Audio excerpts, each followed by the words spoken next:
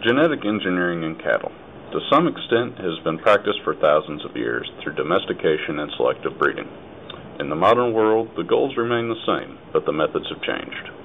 Today, methods such as artificial insemination, embryo transfer, and in some cases cloning are being employed to produce cattle more efficiently. But the use of this modern technology is not unopposed. Some believe that these techniques are either ethically or morally questionable, while proponents argue that the potential gains more than outweigh any possible negative repercussions. To explain the goals and processes associated with genetic engineering, we have an expert from the industry. Well, a lot of advantages to genetic engineering would be that you can get genetics from one bull from another pasture to your pasture. Like last year with the drought, a lot of people sold a lot of their cattle. With genetic engineering and the technologies, what you can do is, instead of having to go back, rebuild your herd from scratch, what you do is you can keep back one or two of your best, take it to a genetic company as of Transo Genetics, and we can flush, meaning we can take AI semen and then flush the embryos out into multiple recipient cows, and that can multiply your level of genetics in your herd much quicker than the normal way. You can take one of your best cows, instead of having one calf a year, you can have 20, 30, 40, depending on how many times you want to flush.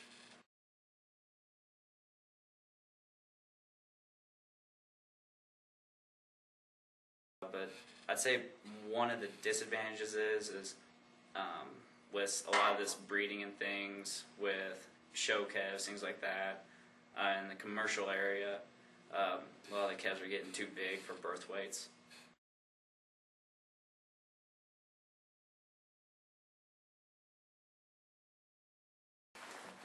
Research needs to keep being pushed further and further with the genetics of how they're going, and with droughts and things like that, and just the weather changes.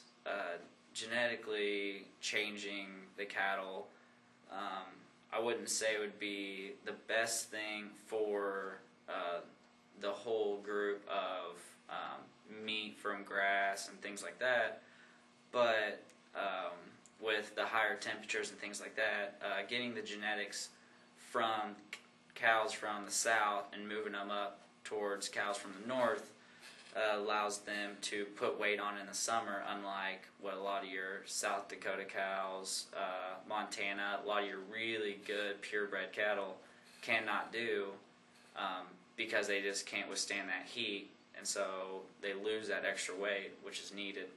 And then it also really needs to be further advanced, because there's a lot of embryos and things like that that go to waste out of really good flushes and things like that. But furthering those technologies that we already have, making them more efficient, and being able to use them on more things and more scenarios will just make those genetics needed, even in the kill plants, feedlots, things like that, because having a steer weighing 1,300 pounds in a feedlot, you're losing money on it. But if you can get that steer to a good solid 1,000 pounds quicker and faster because of those genetic differences, that's whenever you can bring meat prices down, especially with the high corn and feed costs, and then everybody will benefit from it.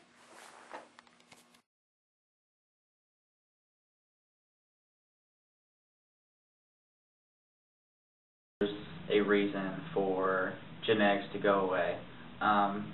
Whenever you start genetically altering animals, corn, soybeans, whatever it is, you're doing it for a reason. You're not going to do it the opposite direction it needs to go.